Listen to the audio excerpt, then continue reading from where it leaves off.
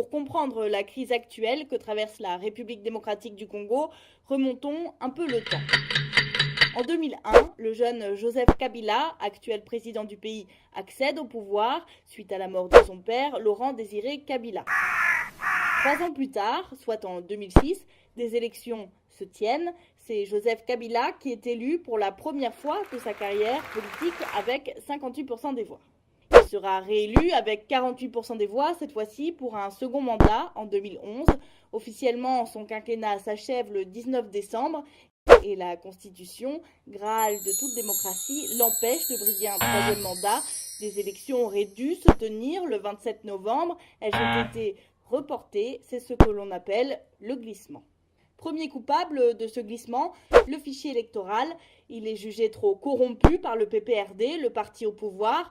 Il contiendrait bon nombre d'électeurs inexistants ou décédés et les Congolais qui ont atteint leur majorité après 2011 ne seraient toujours pas inscrits. Second coupable, l'argent. Plus d'1 milliard de dollars sont nécessaires d'après le pouvoir pour organiser les élections. Une somme astronomique qui lui manque cruellement. Joseph Kabila reste au pouvoir, l'opposition, elle, crie au glissement. Et quoi de mieux qu'un bon dialogue autour d'une table pour sortir des conflits? Regardons qui participe. Du côté du pouvoir, on se bouscule.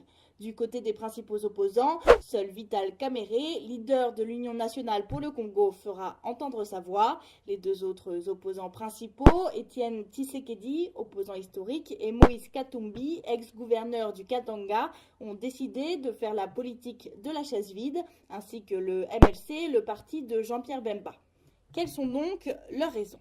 Ils demandent d'abord la libération de tous les prisonniers politiques. Il demande ensuite l'abandon des charges contre Moïse Katumbi, accusé d'avoir recruté des mercenaires étrangers pour déstabiliser le pays. Après plus d'1 mois de dialogue, un accord a finalement été trouvé. Joseph Kabila reste à la présidence jusqu'à ce qu'un nouveau président soit élu. Deuxième point, l'État s'engage à organiser des élections fin avril 2018. Et enfin, un gouvernement d'union nationale doit être mis en place avec un premier ministre issu de l'opposition. Mais voilà, la machine s'enraye. Moïse Katumbi et Étienne Tshisekedi, les deux opposants qui n'ont pas participé au dialogue, refusent de reconnaître cet accord. La situation est au point mort et comme les miracles arrivent toujours à temps, l'Église catholique, elle, est chargée de faire la médiation de dernière minute, que grand bien lui fasse.